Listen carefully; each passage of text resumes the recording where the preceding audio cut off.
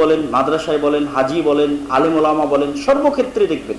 আমি কোথায় থেকে এই জিনিসটা অনুভব করেছি, আমি যখন ইংল্যান্ডে গেছিলাম তখন দেখেছি 90% মুসলমান ইহুদি খ্রিস্টানদের কাছ থেকে 2টা টাকা বেশি পাওয়ার জন্য, বেনিফিট বেশি নেওয়ার জন্য 90% মুসলমান মিথ্যা বলে। আল্লাহু মুস্তাআন। তাহলে এই যে আমাদের এই মুসলমানদের যে চারিত্রিক অধঃপতনটা ঘটেছে, যে আমরা বাহ্যিক ইবাদতগুলো ধরে আছি কিন্তু ভিতর থেকে খোকলা, কোথাও ন্যায়পরায়ণতা নাই, কোথাও আমানতদারিতা নাই, কোথাও সততা নাই। এবং এটা আমাদের মধ্যে এসেছে কেন? দীর্ঘ ঔপনিবেশিক গোলামির কারণে। আমরা দীর্ঘদিন ব্রিটিশদের এবং আফ্রিকার মুসলমানেরা দীর্ঘদিন ইতালি, ফ্রান্স এবং স্পেনের গোলামি করেছে। দেখেন, বানু ইসরাইলেরা নবীর সন্তান, আমরা সবাই জানি তারা ইয়াকুব আলাইহিস সালামের সন্তান।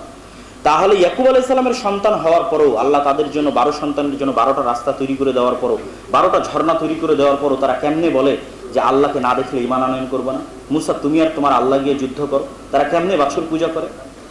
তারপরে যখন তাদের বলা হলো মাথা নিচু করে প্রবেশ করো, তারা পিছন আগে দিয়ে মাথা নিচু করে প্রবেশ না করে তারা শব্দ বিকৃত করে প্রবেশ করলো। কেন? তাদের মধ্যে ওই সততা, আমানতদারিতা এবং ন্যায়পরায়ণতা ছিল না, ফেরাউনের 250-300 বছর গোলামির কারণে। তো আমাদের মধ্যে সততা, ন্যায়পরায়ণতা, আমানতদারিতা হারিয়ে গেছে মুসলমানদের মধ্যে থেকে দীর্ঘ 150-200 বছর গোলামির কারণে। এটা আল্লামা ইকবাল বলেছিলেন, সাবাক ফির সে পার সাদাকাত কা, শুজাআত কা, আদালত কা, লিয়া যায়গা তুঝসে কাম দুনিয়া কি ইমামত কা। যে মুসলমানেরা, তোমাদের মধ্যে সালাত, সিয়াম, হজ, যাকাত সবই আছে, নতুন করে সত্য বলা শিখো, নতুন করে ন্যায়পরায়ণতা শিখো, আমানতদারিতা শিখো, আল্লাহ তোমাদেরকে দুনিয়ার নেতৃত্ব দিয়ে দিবে। সম্মানিত উপস্থিতি, আমি আমার বক্তব্যের শেষে চলে এসেছি।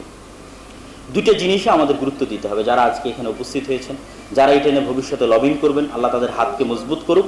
আমরা যদি সংক্ষিপ্ত 2টা দাবি করি যে আমাদের সিলেবাসগুলোতে কোরআনের শিক্ষা বাধ্যতামূলক এবং আল্লাহর নবী মুহাম্মদ সাল্লাল্লাহু আলাইহি সাল্লামের সিরাহ বা জীবনী শিক্ষা বাধ্যতামূলক করতে হবে সর্বস্তরে।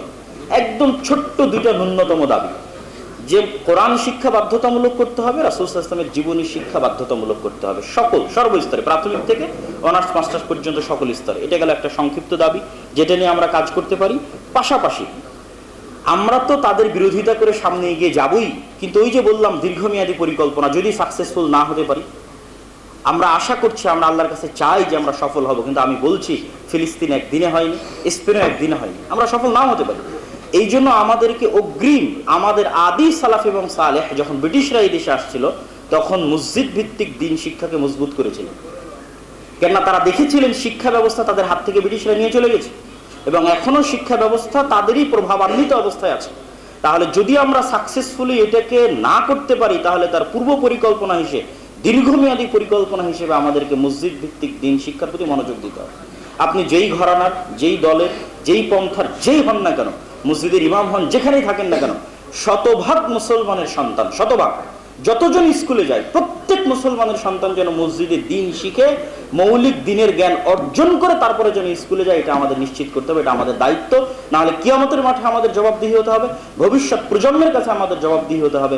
অন্তত ন্যূনতম এইটা যদি আমরা করতে পারি, তবুও তারা যে প্রজেক্ট নিয়ে আগাচ্ছে সেই প্রজেক্টের ফল কিছুটা হলেও, ক্ষতি কিছুটা হলেও কম থাকবে।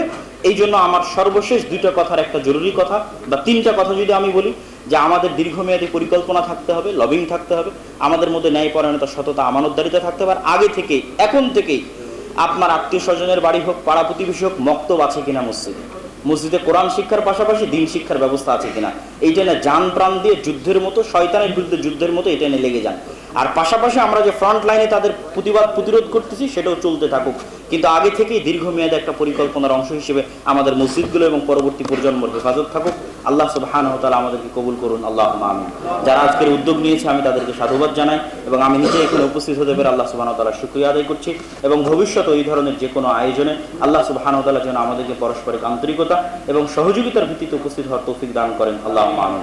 আল্লাহ আমাদের দেশকে, আমাদের দিনকে, আমাদের পরবর্তী প্রজন্মকে শয়তানের ষড়যন্ত্র থেকে এবং বিদেশি ষড়যন্ত্র থেকে, হিন্দুয়ানি সংস্কৃতির ষড়যন্ত্র থেকে, আগ্রাসন থেকে রক্ষা করুন, আল্লাহুম্মা আমিন। ওয়া আখিরু দাওয়ানা আলহামদুলিল্লাহি রাব্বিল